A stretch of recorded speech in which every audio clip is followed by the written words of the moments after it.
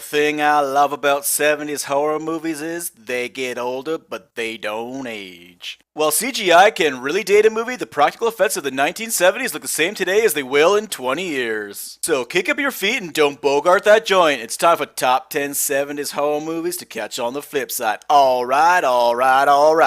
Fortunately for us all, Anthony Schafer's Wicker Man isn't the Nicolas Cage one. Not the beast!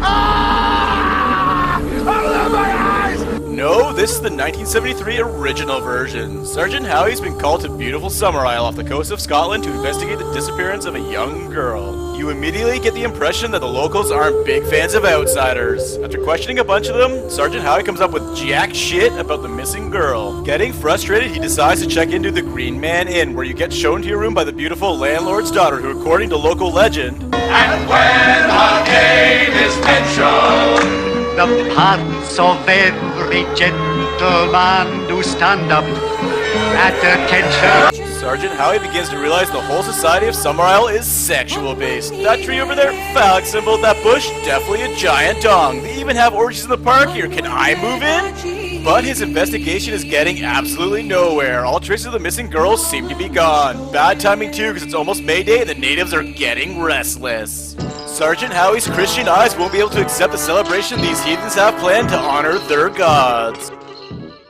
You thought Times Square was the worst tourist trap in the world? You ain't seen nothing yet. One of everyone's worst nightmares has to be breaking down on a seldom used back road. Unless you're this woman, just get your poor bastard boyfriend to go to the obviously going to be shitty gas station. No biggie. Just maybe I've watched too many horror movies. Okay, well I definitely have, but there is no chance I would go in there. Oh, what do you know? Things are murderously flying around. Instead of looking for their stranded friends, the rest of the group gets sidetracked to check out Slauson's Lost Oasis. Of course, their car promptly breaks down.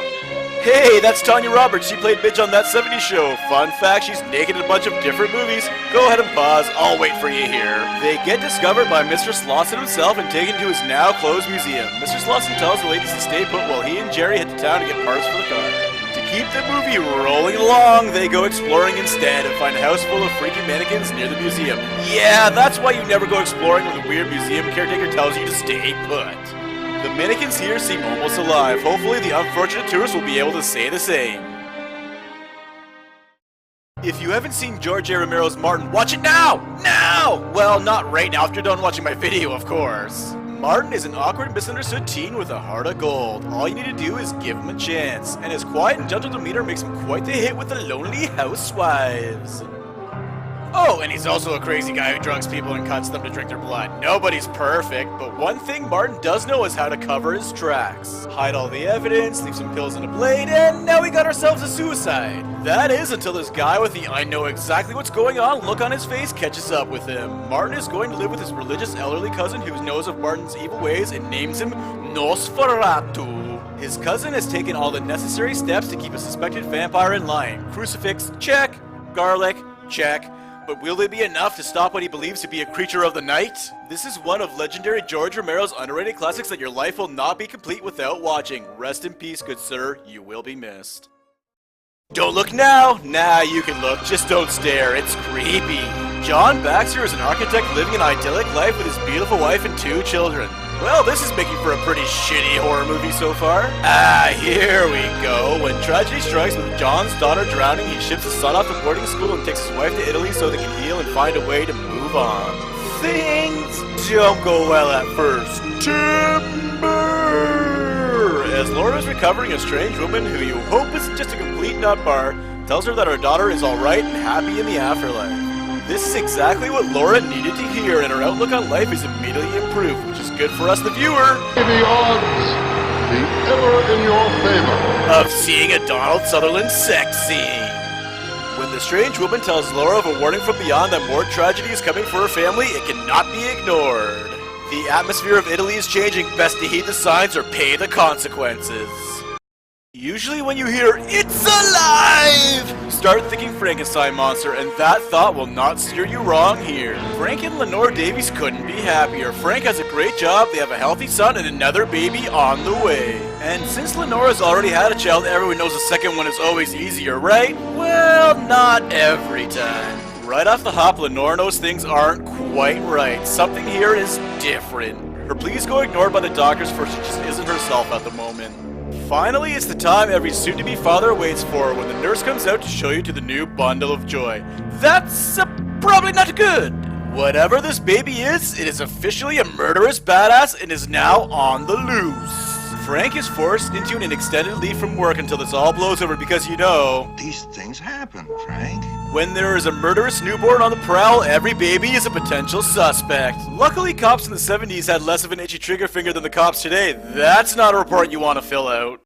What would a 70s horror list be without a little Italian flair? Frankly, a very shitty one, so let me introduce you to Suspiria.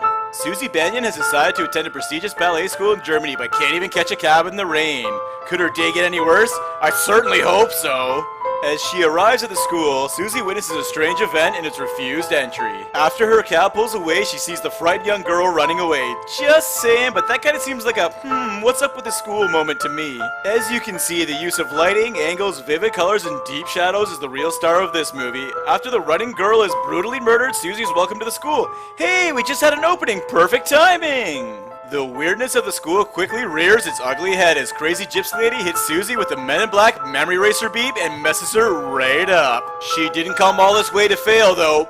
Must keep dancing no matter what. Yeah, maybe I'll sit this one out. Susie's expected to make a full recovery but is conveniently quarantined to the school grounds. What other strange secrets does this place hold?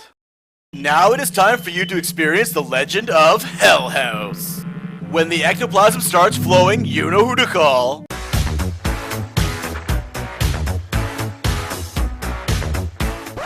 Well, usually yes, but this time they are sending in this crack team of paranormal investigators. This is the third major investigation into Hell House, and so far there have only been 8 deaths. I mean, that's not so bad. But hey, at least the one person who survived the last one is with them, so I mean, that's a good sign. The previous owner of Hell House, one Mr. Belasco, had quite the laundry list of vices that probably have a little something to do with the strange occurrences in the house today. Drug addiction, alcoholism, sadism, bestiality, mutilation, murder, vampirism, necrophilia, cannibalism, not to mention a gamut of sexual goodies.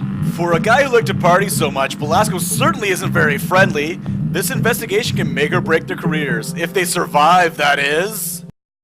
And just cause shit hasn't been weird enough yet, let's throw in David Cronenberg's The Brood. Dr. Raglan believes in using psychoplasmics for curing his patients, and what is this new technique, one might ask? Well, it is taking on the role of a loved one and verbally berating them. My kind of science. Frank Carveth's wife, Nola, is one of Dr. Raglan's patients, and he is desperately trying to protect his daughter from his deranged wife, but just like in real life, the law favors mothering over all. Meanwhile, Dr. Raglan is finally starting to make some headway in Nola's treatment and uncovers a bunch of abuse by Nola's mother. Ah, such a vicious circle. Or is it? Fortunately, this isn't Law & Order, so there's more going on here than meets the eye. Oh, I see how it is. Knock all the good stuff out of the coal box and leave the Brussels sprouts. Thanks, you little jerk. If you think your kids are bad, check out The Brood, for it could be a lot worse. Remember the old adage, tiny hands make for big pain. Ladies and gentlemen, please allow the dulcet tones of Dr. Phibes and the Clockwork Wizards to welcome you to the abominable Dr. Phibes. Oh, I'm sorry, I didn't hear you come in. I was literally just putting my face on.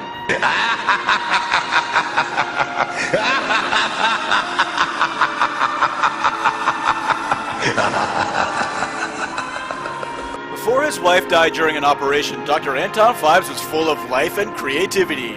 Now it seems all he does is Sit here and play with my organ.